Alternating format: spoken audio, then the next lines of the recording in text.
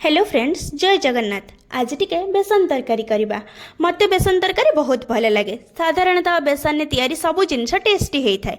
पिला दिने मु याको पकुड़ी तरकारी बोली कहूली। एमिति होता है ना, आमको किसी जिनस खाइबा तो बहुत भल लगी थाए, हेले बने की खाइबा को कष्ट लगी थाए, कहीं ना प्रोसेस जना न थाए किंबा प्रोसेस लेंदी होता है। ठीक सेमिति मते बेसन तरकारी तो भल लगे, हेले बनइबा को सेते इच्छा हुएनी। मो पाखरे समय कम थिबारु मु बेसन जंतुणी टाइम रो वीडियो करि परिनी। आगको मु शेयर करदेवी। आउ भी मते डर थिला काले बेसन पकुड़ी गुड़ा फाटी जीव, टिके केयरफुली करने को पड़ूला। मो बापा बहुत भल रोसई करुथिले। जेते जाए बापा थिले कौनसी रेसिपी प्रोसेस पई मते मोबाइल रो हेल्प नबा आवश्यक पड़ी नथिला।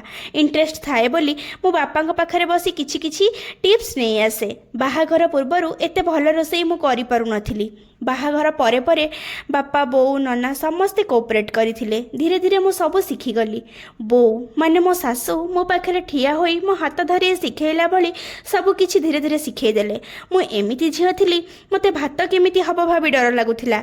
आज मो पई रोसई बहुत सहज हो जाइछि। एथिरे आउ जनकर भूमिका मध्य रहिछि। से होछंती मो दियर बाबू, जे कि मे फेयर रे हेड शेफ अछंती।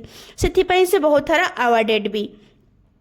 तांको टिप्स तांको वीडियो मते हेल्प करे। सतरे फैमिली सपोर्ट थिले जणे किछि भी करि पारे। आज पई एतिकी। पुणी कहिबी किछि इंटरेस्टिंग टॉपिक मो विषय रे नेक्स्ट वीडियो रे।